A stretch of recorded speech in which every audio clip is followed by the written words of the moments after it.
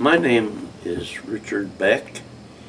I was born in West Terre Haute, Indiana, January 31st, 1920. And I joined the Army in November of 1939. And I did my basic training at Fort Slocum and continued at Hickam Field, Hawaii. And I served about 19 months in the Hawaiian Islands, and my unit was transferred intact from Hickam Field, Hawaii to Clark Field, Philippine Islands in September of 1941. I was there just a few months before the war started. Being across the international date line, it was December 8th, 1941, just a few hours after Pearl Harbor had been bombed.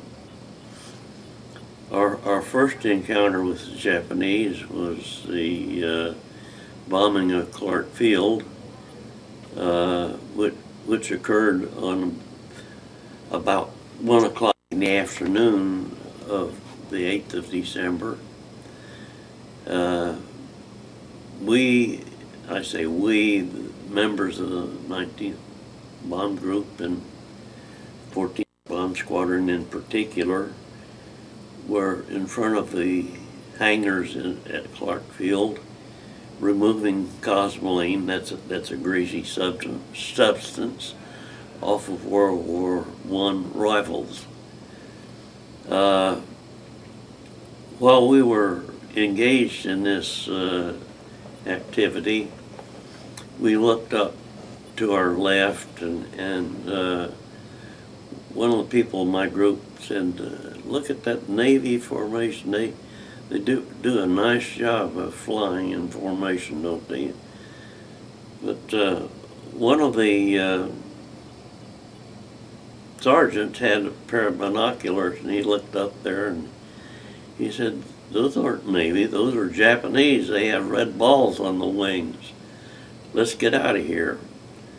So I ran through a hangar that I was in front of, and got about, maybe 100 yards to the rear of the hangar, and there was a trench dug, which the base commander had ordered before the war started. And I ended up in this trench. And I was a little bit too late getting in there because first bomb burst hit me on the leg and put a piece of shrapnel in my jaw. I stayed there during the first wave of bombing, and somehow or other I felt uneasy at the spot where I was in. I mean, even more so than just being scared. So during a lull on bombing, I moved further away from the hangar line, and I got into another zigzag trench that had been dug. And when I got there, I was with a bunch of other guys that had been in the same trench. And after the bombing and strafing was all over, I went back to where I had originally been and found a bomb crater. So it's a good thing that I moved. We stayed at Clark Field during many bombings. We could almost set our watches by the bombings that ensued after that. probably 4 or 5 times a day, and we stayed at Clark Field until Christmas Eve of '41. They put us on a train, and it was at night, and we rode in a train all night long. And the next day, about 10 o'clock in the morning, we ended up on Bataan, right in the middle of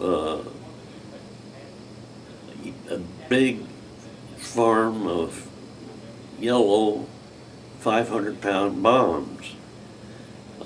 There were Japanese airplanes flying around, and I don't know how they happened to miss that, because all the bombs were painted yellow, and there was acres of those things laying around. Well, we stayed on the island, or on the province of Bataan, just for a short time, and early in January we boarded a inter-island ship called the Mahon, and went towards Mindanao. We got even with the island of Negros, and a patrol bomber, a Japanese patrol bomber, spotted us and dropped 6 bombs at us. None of them made a direct hit, but one bomb put a big hole in the stern of our ship. And after the bombing, we went ashore at Negros, because we didn't know whether they were going to call their friends to come finish the job. So,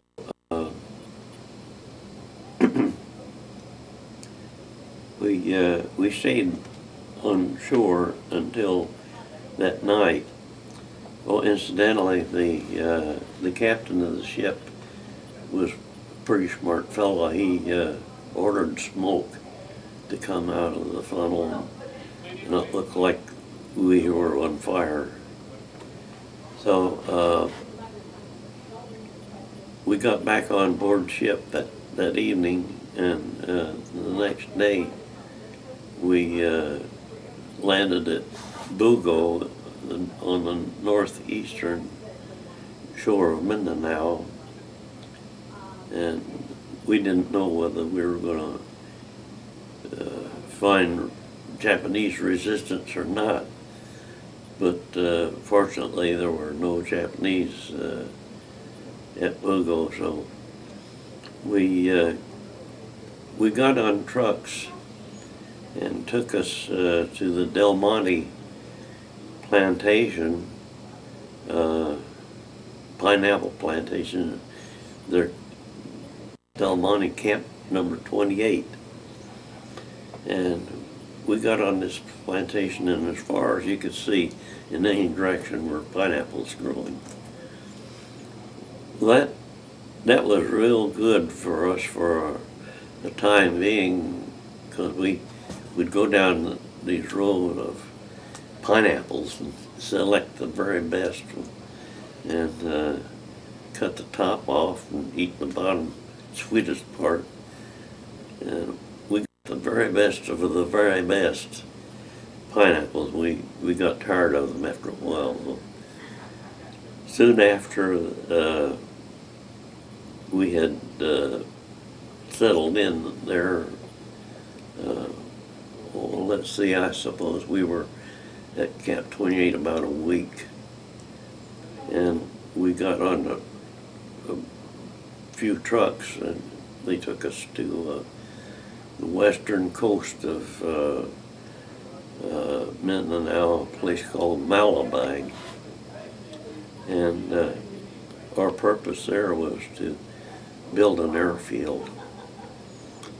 So we we spent probably a month at Malabang, and then they moved us up to the place called Donsalan, which was in deep Moro country.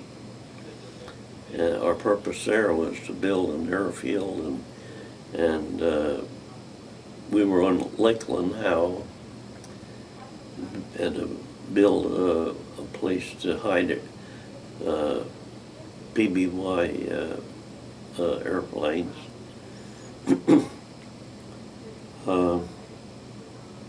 We stayed in Donsalan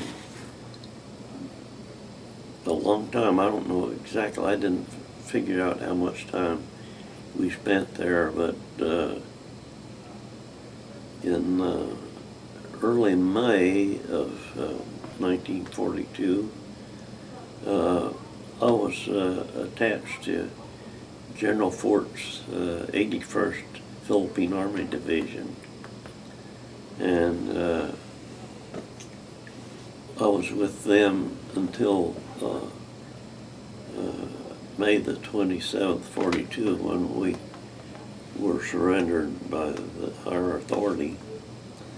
This General Fort, who was in command of the 81st Division, wanted to go to the hills and be a guerrilla unit. However, we got word from General Sharp, who was commander of the island forces, who said that in the name of humanity, we were ordered to surrender because of the people that had surrendered on Corregidor and Bataan. They were holding them hostage. So we surrendered on the 27th of May of 42.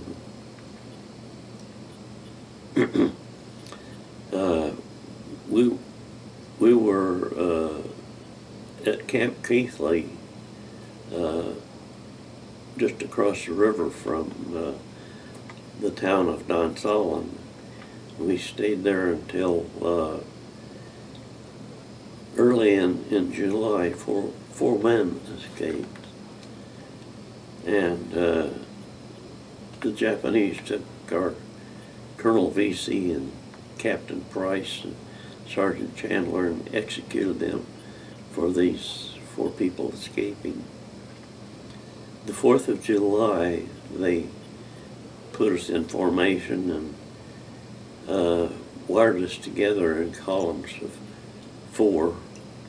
It was 4 abreast and 12 deep. The march started about 10 o'clock in the morning, or probably a little earlier, but we had gone just a few miles, and the man to my immediate right, his name was Childress, I believe. He had been cut up by the Moros, and he had a bad slash on his right leg. He was hobbling along and couldn't make it, so the Japanese guards came and cut him out of the line, took him to the side of the road, and shot him. And sometime later, Captain David, during a period of rest, could not get up. I think he had a heat stroke or probably something, but he couldn't get up, and the Japanese came and took him out of the line, took him to the side of the road and shot him. The next day, after we had gotten to our destination of Iligan on the coast of Mindanao,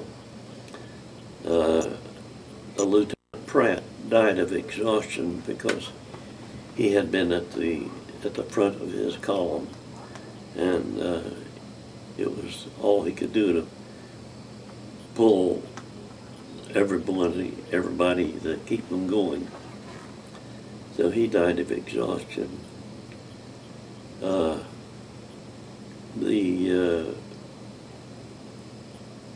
Let's see, we got in there, and 2 days later we got on a boat and took us to Cagayan. Cagayan, they brought trucks up and they trucked us to Camp Malibali, and we stayed there from early in July of '42.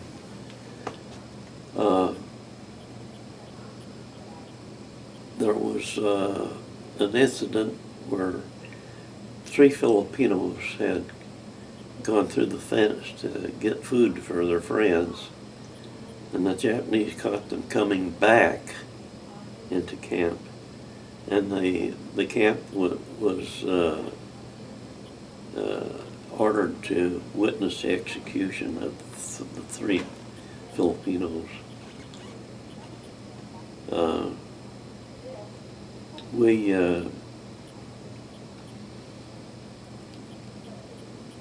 were at Camp Malibali until early in September of '42. We arrived at Manila in 14th of September of '42. I had been with General Fort, and the 14th of September when we arrived in Manila, the Japanese took him to Fort Santiago for questioning. The next day they took Colonel Mitchell, Colonel Tarkington, and myself and put us in the dungeon there in Fort Santiago, and we were questioned usually after we had gone to sleep. They'd wake us up and take us up above on the first floor, I guess it was, and interrogate us. And they did this for a long time. There was one period when they told me every day that they were going to shoot me the next day, but they finally let Colonel Mitchell, Colonel Tarkington, and myself leave Fort Santiago and took us back to Bilibid Prison.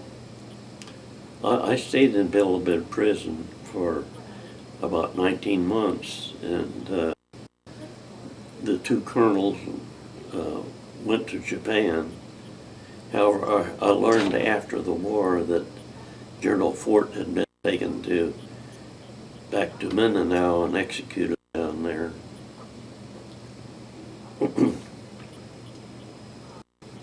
I stayed in Bilibid for about 19 months, as I said before, and during that time we went out on work details and moved oil drums and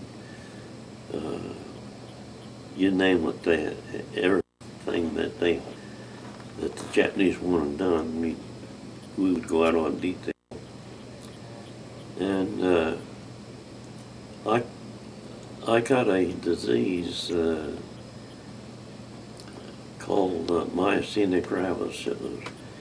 It was probably as a result of having malaria 28 times and dengue fever 3 times. But it was, they have found out that it was autoimmune disease. It was weakening the muscles, and I was bedfast for about a year at Bilibid.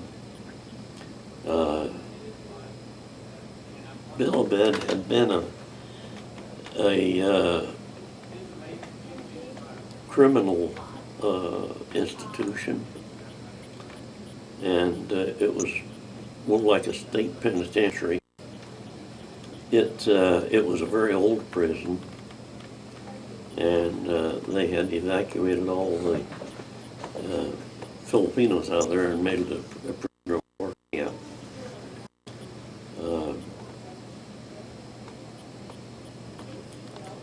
After about 19 months, then they took me to Cabanatuan, and that was in June or July of '44. And I stayed at Cabanatuan, went on work detail.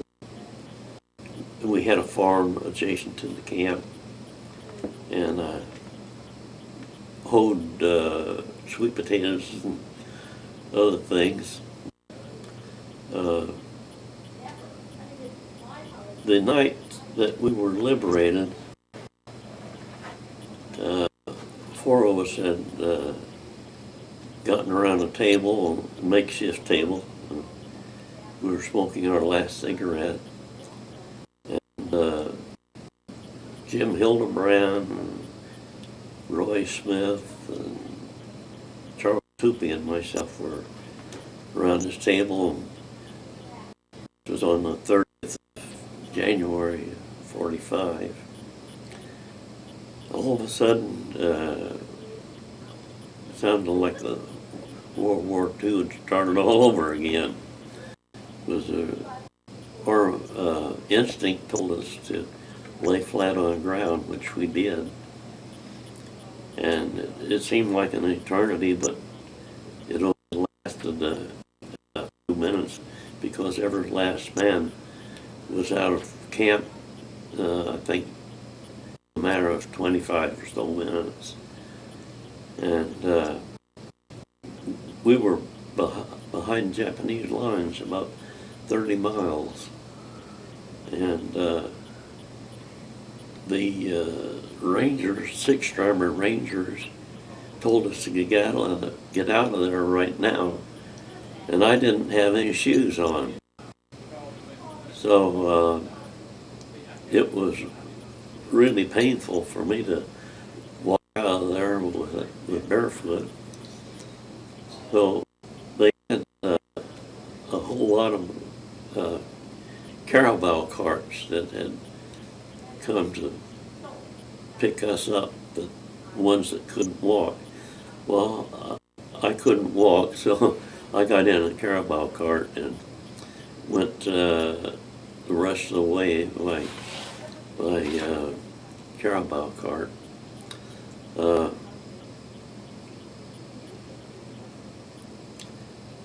One thing that happened, when we got close to the American lines, I got talking to this fellow in Army fatigues. And I said, "Hey, buddy, have you got a cigarette?" He pulled out a pack of Camels, had one removed. He said, "Keep them." So not long after that, Colonel Music came back and he says, "Beck, you always bum cigarettes from a lieutenant general?"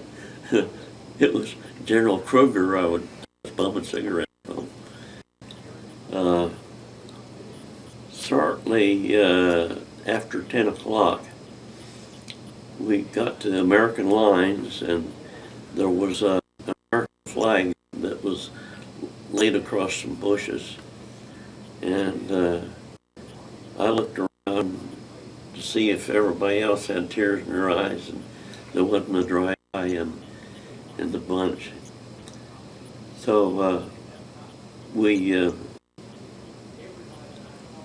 stayed at Lingayen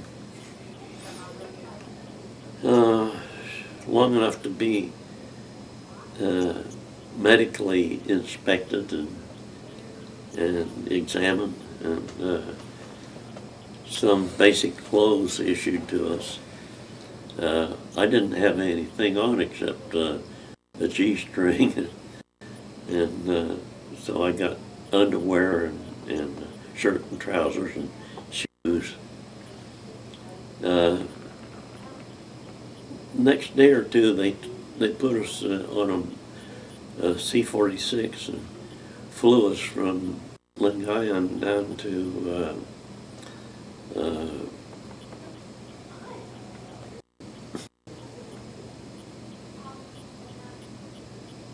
so yeah, I got it. They flew us from Lingayen down to Tacoma Lady, and we stayed there for a while for medical checkups. And finally, they put us on board the Army or Navy transport actually, and they took us to New Guinea. We were in New Guinea for about 5 days. Then they put us back on board ship and took us to San Francisco, landing there on the 9th of March, 1945. So I was in Letterman General Hospital for a few days, and they got American Airlines to fly us to our home. I got to meet my parents for the first time St. Patrick's Day in 1945. That was quite a homecoming. Okay, that was great. Is there anything that, now thinking over, that any stories or anecdotes about anything that you'd like to tell? Any little extra things?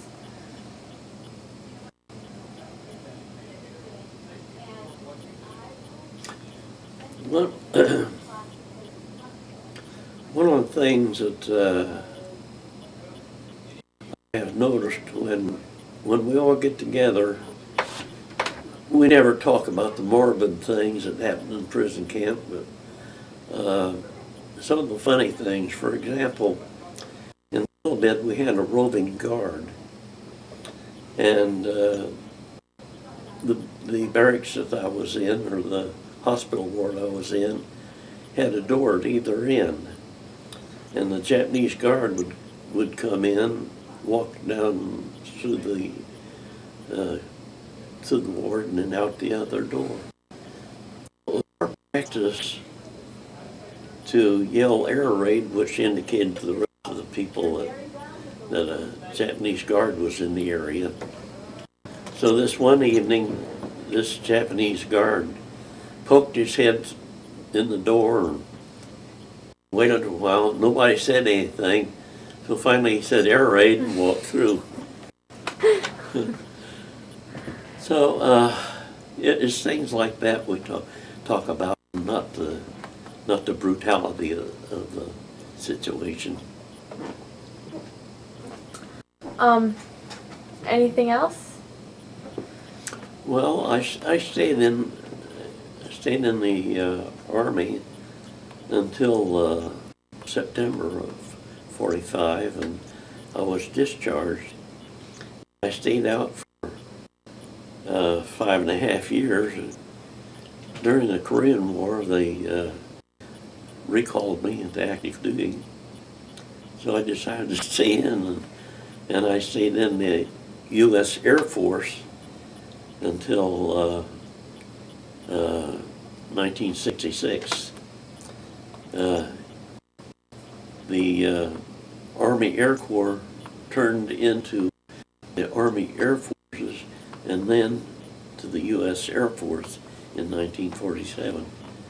So I was in the Army Air Corps, Army Air Forces, and U.S. Air Force. Is there any story that you might say, only I can tell this story? This question just occurred to me. Is there a story where you say, only I can tell this story? In other words, something personal that happened. People have been telling us, various things in their experience where they felt that it was unique, or that it was no one else was there or something like that? Well, I can say that during the time that I was imprisoned at Fort Santiago, General Fort was in the next cell to me, and there was a crack in the wall between us. And we used to whisper to each other uh, whenever the guard wasn't around. And I think that I can say that I was the last American to see General Fort alive, because I heard after we were liberated that General Fort had been taken back to the island of Mindanao and executed. He and I were more than just general and orderly. We had a more or less father-son relationship, and we got to be, I think, very good friends. And that seems rather strange. He a brigadier general, private. Of course, he told me that one time we had gotten a radio off of a PBY, and we needed communications between General Fort's headquarters and General Sharp's headquarters. Well, all of the guys that were supposed to be real hot radio men tried to repair that transmitter. So finally, I said, well, you guys couldn't do it. Let me have a chance at it. So I got it repaired and established communications between General Fort's headquarters and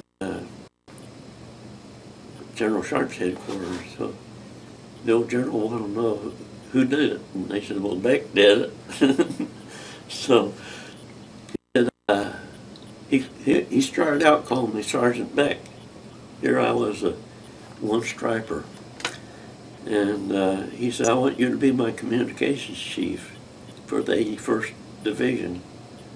I said, General, I know that there are Filipino tech sergeants there. I can't give orders to a tech sergeant. He said, from now on, consider yourself a tech sergeant. And so it stuck. I got one promotion from General MacArthur, making me a master sergeant when I got back to the States. From TFC to master, from tech sergeant, that's rather unique. One radio. That's war, I guess, right?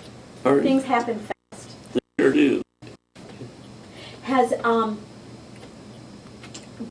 you explained who General Fort was? I wasn't here. I mean, most people have heard.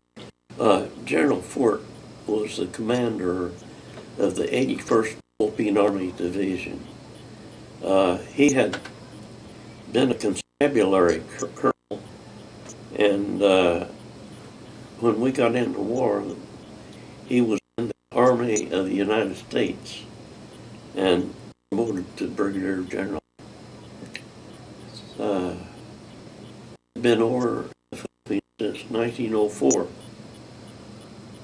So he wasn't a young man by any means when I knew him. Were a lot of generals executed? Was Fort singled out? As far as I know, I've only heard of one general being executed, and that was General Fort. I think that there was a Colonel Tanaka. I think he was executed because of that. Did you understand why Fort would have been singled out? Well, I had heard various accounts of what it might be. The most plausible one is that the Moros had broken into an armory and had stolen 100 or so rifles and ammunition to go with them. And 300 Japanese had been ambushed by the Moros near where he was captured. So the Japanese thought that he may have, the story I heard was that he may have, the Japanese thought he may have issued the rifles, but when actually the Moros had broken into the arsenal and stolen the rifles. Interesting. What do you think, Hattie? Now, what we want to do, and it will be, I think we might, if we want, talking about Bilibid with the map, could we possibly put it right there on the wall with some tape? Yes. Where's my The truck following us had a machine gun on, and he fired a few rounds above or over our heads. Now, Hattie, does that, I think that whoops, that one corner. What can you, Go. This is an aerial view of Bilibid Prison. Bilibid Prison dates back to the Spanish rule in the Philippines, and so everything in there was very old. I went in Bilibid on the 19th of October 42 and left there in June or July of 44. It seemed like after being in 18 or 19 months, it's old home week. The entrance to Bilibid was right here, and it was a hallway through, and you had to go through this gate in the hallway through this building, and as you can see, the place was in radial formation. Each of these buildings had a number assigned to it. This was Ward 1, Ward 2, Ward 3, 4, 5, and 6 are missing. This is a much later picture than when I was there in 44. This is Ward 7. This is our surgical ward. They had an operating room, and our surgical patients occupied this. It may be surprising to most people why I say this was our surgical ward. The prison was manned by a Navy hospital which had been captured intact, the Cabanatuan Navy Hospital. Now, they were permitted to bring everything with them, including an x-ray machine, all the equipment of their hospital. The only thing that they lacked was medicine. Those U.S. Navy doctors performed miracles in there with working with nothing, with their hands. I might identify these. This L-shaped building here was for 6 officers. And these various wards were devoted to medical specialties. For example, this ward right here, I believe it was this ward, was all orthopedic. People who had broken bones or had limbs amputated or whatever. occupied Jane this. and Bob are here, so what we have to do is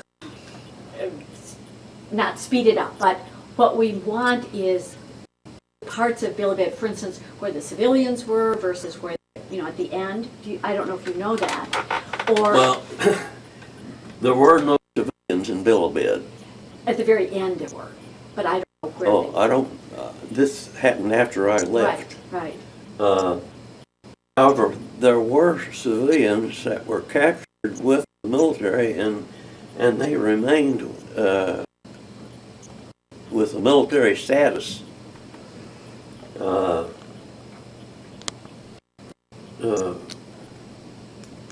But I spent 1 year bedfast in this ward right here.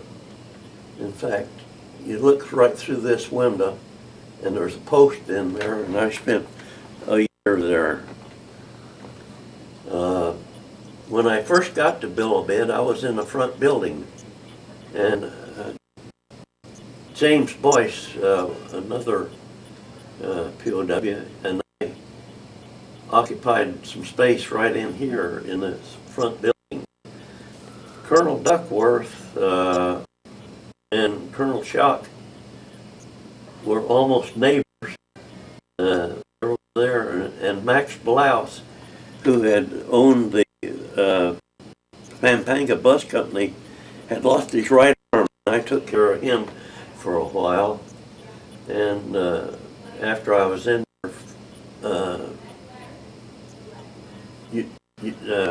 using me as an orderly, I was transferred to Ward Number 1, and was finally diagnosed as myasthenia gravis, which is a very serious muscular disease. I was diagnosed by a U.S. Navy neurologist, and I spent this year bedfast in this Ward 11. Do you want to? How's that? I think that's essential parts that you haven't talked about. They're starting to test the sound system in there, so we're having a lot of interference with music because they're getting ready for the party tonight. So I think, oh no, it's going to be impossible. I think we have to stop. I think it's fine. We have enough. Yeah, I think so too. I think it's great. So it's just Jane and Bob and your wife anxious to go to the next phase.